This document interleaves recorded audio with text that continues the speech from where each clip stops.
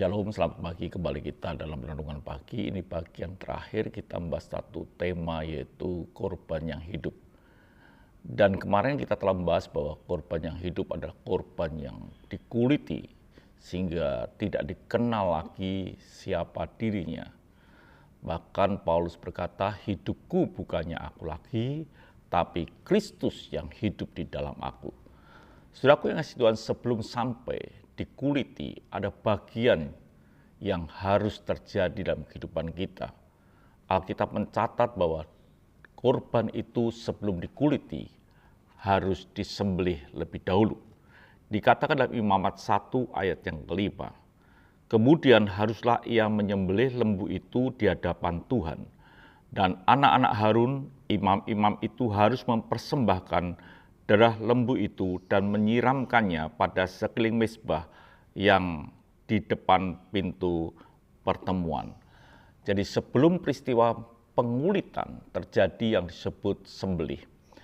Kalau tidak disembelih lalu dikuliti, pasti akan memberontak. Dalam hidup kita juga demikian.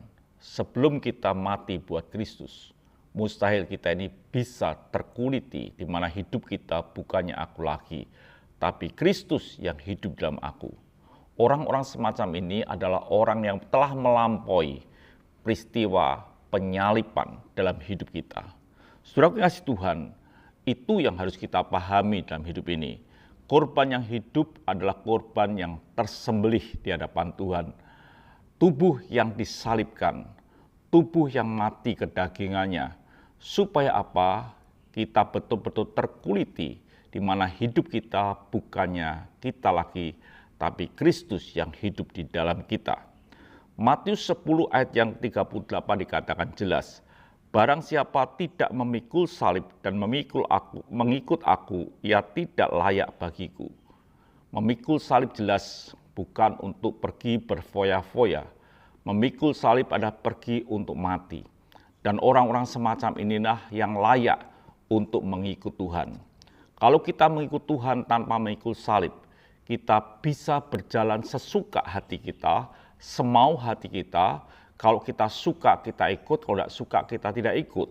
Jadi dalam hidup ini, perlu yang disebut hidup kita sedang menuju pada kematian.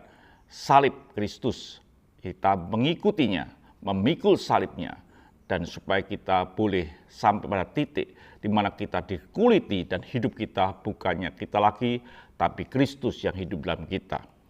Matius 16 ayat yang ke-24 dikatakan, lalu Yesus berkata kepada murid-muridnya, setiap orang, saudara dan saya, yang mau mengikut aku, ia harus menyangkal dirinya, memikul salibnya dan mengikut aku. Setiap orang dikatakan, siapapun orangnya, baik itu seorang pendeta, baik itu seorang jemaat, atau semua kita, yang memikut Tuhan harus memikul salibnya.